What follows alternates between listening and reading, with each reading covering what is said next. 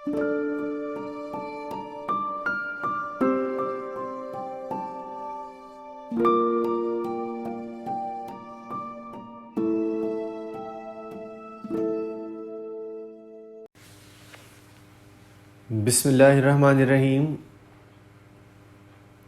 तमाम हम्दो सना उस रब्बे बाबरकत की ज़ात के लिए जो तमाम जहानों का परवरदिगार है, और करोड़ दरूद सलाम उसके पाक नबी हज़रत मोहम्मद मुस्तफ़ा सल्लल्लाहु अलैहि वसल्लम की ज़ात बाबरकत के लिए। सबसे पहले मेरी तरफ़ से आप सब लोगों को अस्सलाम वालेकुम। ह्यूमन रिसोर्स मैनेजमेंट का जो हम लोगों ने टॉपिक स्टार्ट किया हुआ था, हमने सबसे पहले उसका इंट्रोडक्शन पढ़ा कि ह्यूमन रिसोर्स मैनेजमेंट होती क्या है, और हमने इसका एरिया ऑफ स्टडी डिफ़ाइन किया। 4 फंक्शंस हैं जो एचआर मैनेजर्स परफॉर्म करते हैं: acquiring people, training people, appraising people और कॉम्पनसेटिंग पीपल के नाम से हमने ये 4 फंक्शंस लिस्ट डाउन किए। और इन चारों फंक्शंस में सबसे पहला फंक्शन एक्वायरिंग पीपल के selecting the right person for the right job, हमने इसको रिक्रूटमेंट एंड सिलेक्शन के नाम से पढ़ा, और बाकायदा हमने इसका एक step by step process in detail discuss किया कि हम सबसे पहले एम्प्लॉयमेंट प्लानिंग करते हैं, उसके लिहाज से रिक्रूटमेंट करते हैं, कैंडिडेट्स ढूंढते हैं, उन कैंडिडेट्स की हम स्क्रीनिंग करते हैं। स्क्रीनिंग में हम टेस्ट, इन्वेस्टिगेशंस और इंटरव्यूज़ 3 मेजर टेक्निक्स इस्तेमाल करते हैं, और फाइनली जो बंदा हमें सूटेबल लगता है उसको हम सेलेक्ट कर लेते हैं। उसके बाद हमने इसमें डिस्कस करना शुरू किया दूसरा फंक्शन ट्रेनिंग पीपल, जिसको हमने ट्रेनिंग एंड डेवलपमेंट के नाम से पढ़ना स्टार्ट किया। इसमें हमने एम्प्लॉई ओरिएंटेशन पढ़ा, कोचिंग काउंसलिंग का कॉन्सेप्ट पढ़ा, क्या होती है ट्रेनिंग की, क्या फ़िलोसफीज़ हैं, और फिर हमने ट्रेनिंग एंड डेवलपमेंट प्रोसेस, एक 5 स्टेप प्रोसेस अपने पास लिस्ट डाउन किया कि सबसे पहले हम ट्रेनिंग नीड एनालिसिस करते हैं, उसके लिहाज से हम ट्रेनिंग डिज़ाइन करते हैं, इंस्ट्रक्शनल डिज़ाइन, उसे हम वैलिडेट करते हैं, इम्प्लीमेंट करते हैं, और फिर इवेल्युएट करते हैं कि उससे फ़ायदा हुआ या नहीं हुआ। इसमें सबसे पहली चीज़ जो ट्रेनिंग नीड असेसमेंट या ट्रेनिंग नीड एनालिसिस था, इसको हमने डिफ़ाइन एक्सप्लेन ऐसे किया कि हम लोग इस चीज़ का एनालिसिस करते हैं कि कहाँ डेफिशिएंसी है और उसे ओवरकम करने के लिए ट्रेनिंग चाहिए या और सॉल्यूशंस हो सकते हैं। और हमने इसकी 2 कैटेगरीज पढ़ी कि न्यू एम्प्लॉयज़ के लिए ट्रेनिंग नीड एनालिसिस करना है तो उसके लिए हम टास्क एनालिसिस करते हैं, और अगर करंट एम्प्लॉयज़ के लिए करना है तो हमारी प्रेफरेंस होती है परफॉर्मेंस एनालिसिस करना। जब ट्रेनिंग नीड एनालिसिस कर लें और हमें पता चल जाए कि there are deficiencies that can be overcome through training programs, तो अब हम ट्रेनिंग डिज़ाइन करते हैं। हमने स्टेप 2 स्टार्ट किया इसका इंस्ट्रक्शनल डिज़ाइन के नाम से, और इंस्ट्रक्शनल डिज़ाइन को हमने एक्सप्लेन ही ऐसे किया कि हम फॉर्मली ट्रेनिंग डिज़ाइन करते हैं कि हमने एम्प्लॉयज़ को क्या बताना है और कैसे बताना है।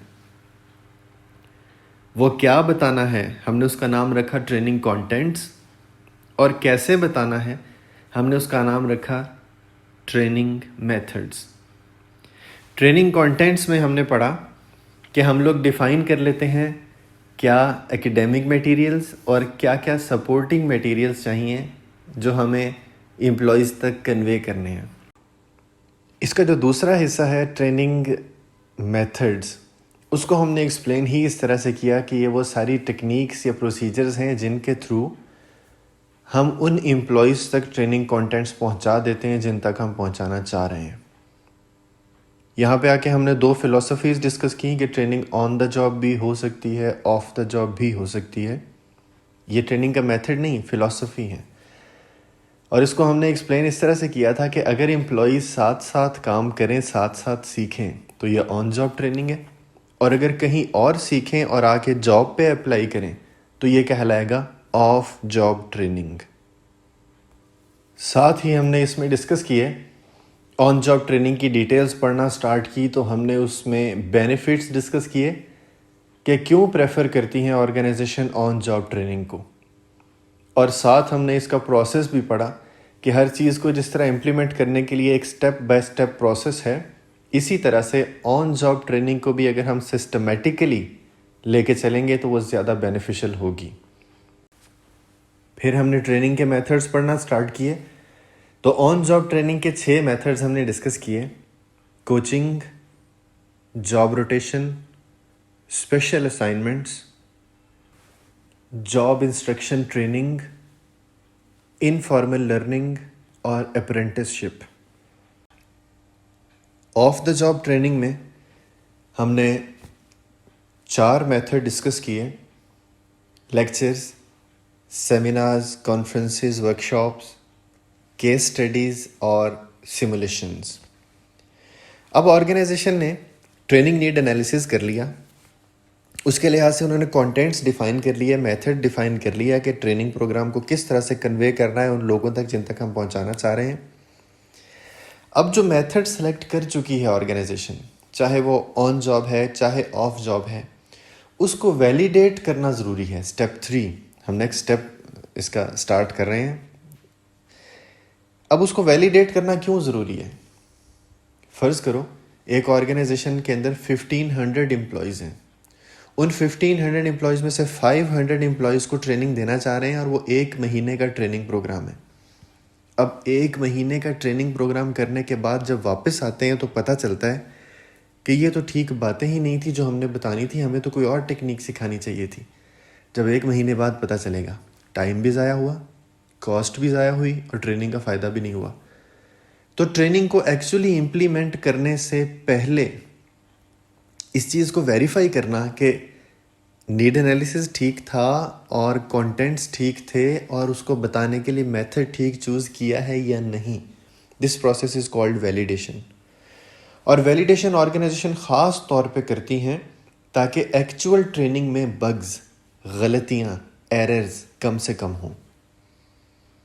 हम वैलिडेशन को एक्सप्लेन ही इस तरह से कर सकते हैं, इसको डिफ़ाइन ऐसे करना है, आपने अपने पास नोट रखना है कि validation is the process of verifying the accuracy of training contents and methods in order to ensure that this training program is useful for target employees in resolving the deficiencies।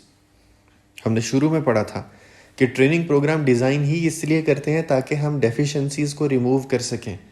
तो validation में हमने उसकी accuracy को verify करना है कि वो जो डेफिशिएंसी हम रिमूव करना चाह रहे हैं वो इस ट्रेनिंग के थ्रू रिमूव होंगी या नहीं होंगी, क्योंकि जब एक्चुअल में इम्प्लीमेंट कर दिया ट्रेनिंग को तो अब उसे रोल बैक करना हमारे लिए मुश्किल होगा।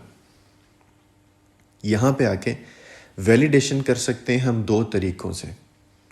एक तरीका तो उसको हम कहते हैं एक्सपर्ट वैलिडेशन, कि हम वो ट्रेनिंग के कंटेंट्स और मेथड या तरीकाकार किसी एक्सपर्ट को दिखाते हैं, ट्रेनर को, जो काफ़ी अरसे से उस फील्ड में, उस एरिया ऑफ एक्सपर्टीज़ में काम कर रहा है, और उनसे हम पूछते हैं कि सर ये जो ट्रेनिंग के कंटेंट्स हमने डिफ़ाइन किए हैं और जो हम मेथड इसके लिए अडॉप्ट करना चाह रहे हैं, आप इसके ऊपर कमेंट कर दें कि whether it is suitable for the employees और नॉट। जो भी वो सजेस्ट करेंगे हमारे लिए उसकी एक्यूरेसी बढ़ जाएगी। दूसरा तरीका इसके लिए इस्तेमाल होता है पायलट एनालिसिस या पायलट स्टडी। आप सब लोगों को पता है कि एक्चुअल स्टडी करने से पहले जब हम एक स्मॉल स्केल स्टडी करते हैं तो that is called pilot study. मसलन अगर आप रिसर्च करना चाह रहे हो, क्वेश्चनर फिल करवाना चाह रहे हो और 5000 लोगों से क्वेश्चन फिल करवाना है, तो पहले 5 या 10 लोगों से वो क्वेश्चन फिल करवाओ। क्यों? ताकि वो 5-10 लोग बता दें कि क्वेश्चनर में लैंग्वेज का इशू तो नहीं है, क्वेश्चनर की ज़ुबान समझ आ रही है, क्वेश्चनर डिज़ाइन ठीक हुआ है। ये स्टडी करना कि एक्चुअल में 500 लोगों से डाटा फिल करवाने से पहले 5 लोगों से फिल करवा के देखना ताकि गलतियाँ आइडेंटिफाई कर लें, this is called pilot study. इसी तरह से हम उन एम्प्लॉयज़ के लिए भी पायलट स्टडी कर सकते हैं जो एक्चुअल ट्रेनिंग जिन पे हम इम्प्लीमेंट करना चाह रहे हैं। तो ये 2 तरीके इस्तेमाल करती हैं ऑर्गेनाइजेशन वैलिडेशन के लिए, और वैलिडेशन करना ज़रूरी है ताकि हम वक्त से पहले ही उन गलतियों को आइडेंटिफाई कर लें।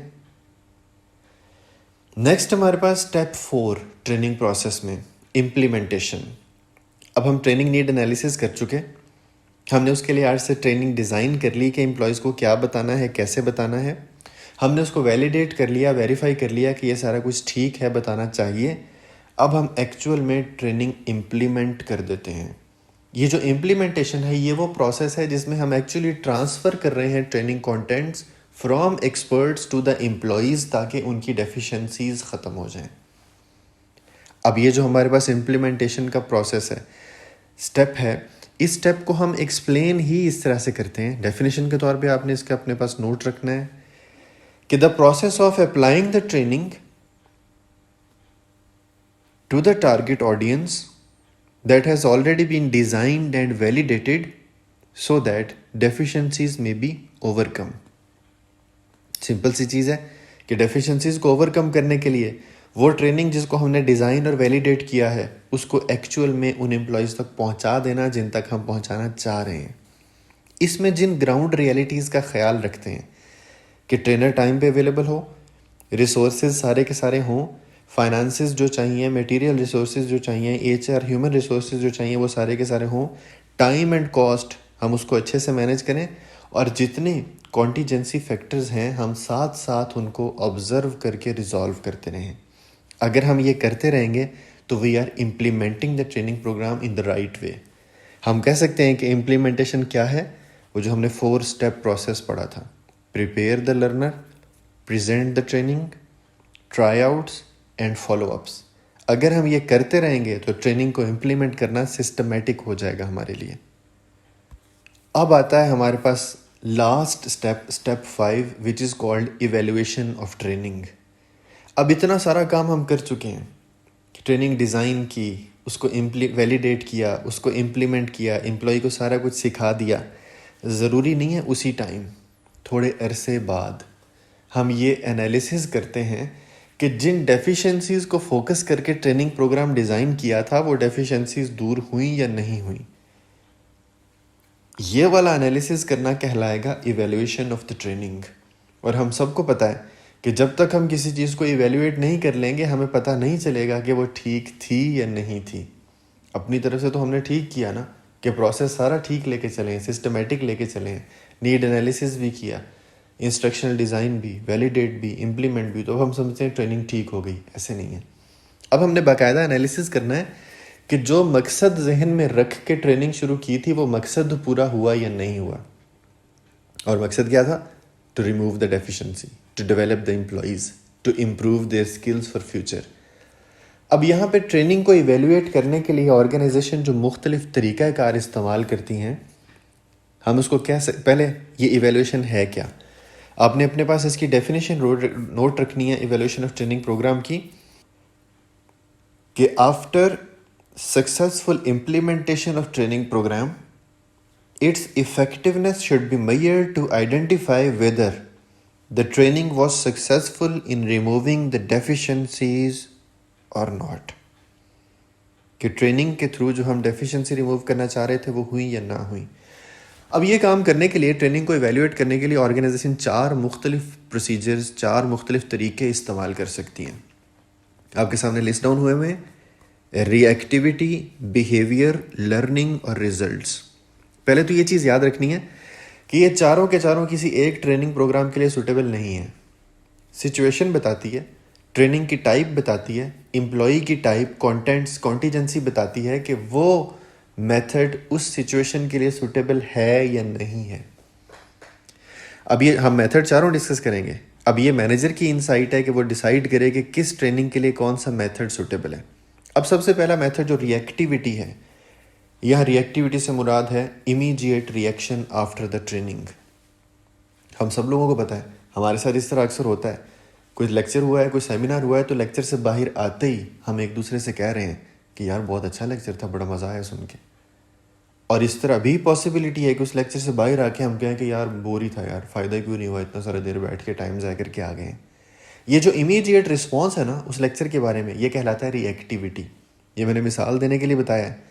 हम रिएक्टिविटी को, इस मेथड को एक्सप्लेन इस तरह से कर सकते हैं कि it includes the immediate reaction of employee considering that positive reaction shows training was successful. आसान सी बात है कि अगर रिएक्शन पॉजिटिव है तो हम एज्यूम करेंगे कि ट्रेनिंग वॉज सक्सेसफुल, और अगर ऐसा नहीं है तो हम एज्यूम करेंगे कि ट्रेनिंग सक्सेसफुल नहीं थी। दूसरा मेथड जो ऑर्गेनाइजेशन इस्तेमाल कर सकती हैं वो है बिहेवियर। यहाँ बिहेवियर से मुराद है ऑन जॉब बिहेवियर। मसलन हम किसी एम्प्लॉय के बिहेवियर का हमें पता है कि actions and reactions of individuals हैं। हमने किसी एम्प्लॉय का बिहेवियर को ऑब्जर्व किया कि यार इसका बिहेवियर वैसा नहीं है जैसा जॉब पे होना चाहिए। मसलन एक फ्रंट डेस्क एम्प्लॉय है, जितने भी कस्टमर आते हैं आके सीधा उसी से मिलते हैं, लेकिन हमने देखा है कि वो मिलते हुए कर्टेसी शो नहीं कर रहा, वो मिलते हुए उन्हें स्माइल दे के नहीं मिल रहा, वो मिलते हुए उनकी शिकायत को, उनकी कंप्लेंट्स को ध्यान से सुन नहीं रहा। हमने उसके बिहेवियर में डेफिशिएंसी ऑब्जर्व की, हमने उसको ट्रेनिंग के लिए भेज दिया, उसको कस्टमर के साथ डील करने के लिए हमने कुछ बेसिक टिप्स बताई। अब जब वो वापस आता है तो हम दोबारा उसका बिहेवियर ऑब्जर्व करते हैं कि ऑन जॉब बिहेवियर इंप्रूव हुआ या नहीं हुआ। अगर उसके बिहेवियर में वो चेंज आ गई है जो हम लाना चाह रहे थे, it means training was successful. और अगर उसके बिहेवियर में वो तब्दीली, वो चेंज नहीं आई जो हम लाना चाह रहे थे, तो इससे हम एज्यूम करेंगे कि ट्रेनिंग का कोई फ़ायदा नहीं हुआ।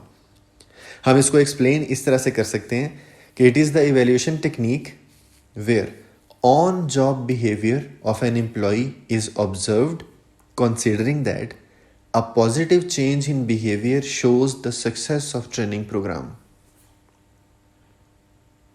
तीसरा तरीका, तीसरा इम्पॉर्टेंट मेथड इवेल्यूशन के लिए जो ऑर्गेनाइजेशन इस्तेमाल कर सकती हैं वो लर्निंग। हम इसको लर्निंग या इंक्रीज इन नॉलेज बेस कह सकते हैं। हम सब ने लर्निंग पढ़ते हुए उसको एक्सप्लेन किया था कि learning is a permanent change in behaviour after acquiring new knowledge. यहाँ पे हम लर्निंग को नॉलेज बेस की शेप में एक्सप्लेन ही इसलिए कर रहे हैं कि पहले एम्प्लॉय को चीज़ नहीं आती थी, अब उसको वो चीज़ आती है। मसलन अकाउंट्स डिपार्टमेंट में एक एम्प्लॉय था और उसको एडजस्टिंग एंट्रीज़ करनी नहीं आती थी। जर्नल बनाना आता है, लेजर बनाना आता है, ट्रायल बैलेंस बना सकता है, सारे काम कर सकता है, लेकिन उसको एडजस्टमेंट्स करनी नहीं आती। हम उसको ट्रेनिंग के लिए भेजते हैं कि जाओ एडजस्टमेंट्स करना सीख के आओ। अब वापस आया है तो उसको एडजस्टमेंट्स करनी आ गई हैं। It means the employee has learned, the employee has increased its knowledge base. अब जब उसने नई चीज़ सीख ली है, इसका मतलब ट्रेनिंग वॉज सक्सेसफुल। अब ये जो हमारे पास इवैल्यूएशन टेक्निक है लर्निंग, इसको हम एक्सप्लेन ही इस तरह से करते हैं कि the training technique that includes an increase in the knowledge base of an employee considering that an increased knowledge is a sign of training effectiveness. कि जब उसको ज़्यादा बातें आ गई हैं, ज़्यादा चीज़ें पता लग गई हैं, इसका मतलब ट्रेनिंग का फ़ायदा हुआ है। चौथी चीज़, जो चौथा मेथड ऑर्गेनाइजेशन यूज़ करती हैं, that is a quantitative method, वो है रिजल्ट्स। अब ये रिजल्ट्स से मुराद है आउटपुट। कि एक एम्प्लॉय पहले एक दिन में 100 यूनिट्स बना लेता था, हमने उसको ट्रेनिंग के लिए भेजा कि इफ़ेक्टिवली सीख के आओ किस तरह से काम करते हैं। अब जो वो वापस आता है तो वो 120 यूनिट पर डे बना रहा है। It means the output has increased. जब भी किसी एम्प्लॉय की क्वांटिटेटिव आउटपुट ज़्यादा हो गई है तो हम एज्यूम करते हैं कि ट्रेनिंग प्रोग्राम वॉज बेनिफिशियल, उससे फ़ायदा हुआ है ट्रेनिंग प्रोग्राम से। हम इसको एक्सप्लेन इस तरह से कर सकते हैं, डिफाइन इस तरह से करते हैं रिजल्ट को कि the evaluation of training program that includes the quantitative measurement of results considering that improved results of an employee show the success of training program. यहाँ तक हमारे पास हो गए 4 तरीके ट्रेनिंग को इवेल्युएट करने के लिए। Either it can be evaluated through reactivity or through behavior or through an increase in knowledge base or through quantitative output कि उसके results बेहतर हुए या नहीं हुए। आखिरी बात जो हम इसमें as a course material discuss करेंगे, उसके बाद हमारे पास ट्रेनिंग एंड डेवलपमेंट का पोर्शन ख़त्म हो जाएगा, that is called negligent training. हम ट्रेनिंग से जो भी डेफिशिएंसी ओवरकम करना चाह रहे थे, ट्रेनिंग के बाद भी वो डेफिशिएंसी ओवरकम नहीं कर पाए। इसका मतलब हमारी किसी गलती की वजह से ट्रेनिंग ने वो फ़ायदा नहीं पहुंचाया, वो इम्प्रूवमेंट नहीं लेके आई जो हम लाना चाह रहे थे। जब भी हमसे कहीं पे भी गलती हो जाए, चाहे हमसे नीड असेसमेंट ठीक नहीं हुई, चाहे हमसे इंस्ट्रक्शनल डिज़ाइन ठीक नहीं बना, चाहे हम उसको वैलिडेट नहीं कर पाए, चाहे इम्प्लीमेंटेशन में कहीं प्रॉब्लम हुई, लेकिन हम वो रिजल्ट्स ट्रेनिंग से नहीं अचीव कर पाए जो हम करना चाह रहे थे, तो this is called negligent training. हम नेग्लिजेंट ट्रेनिंग को एक्सप्लेन ही इस तरह से करते हैं कि any specific situation where an organisation fails to achieve the improvement objective through training program by as a result of any mistake during training process. That is called negligent training. तो हमने कोशिश करनी है कि हम गलतियों से बचें और नेग्लिजेंट ट्रेनिंग की तरफ ना जाएं। यहाँ तक हमारे पास HR के 2 फंक्शंस कंप्लीट हो गए, एक्वायरिंग पीपल और ट्रेनिंग पीपल। किसी के ज़हन में अगर कोई सवाल हो तो वो पूछ सकता है। That's all from my side. All the best for you all.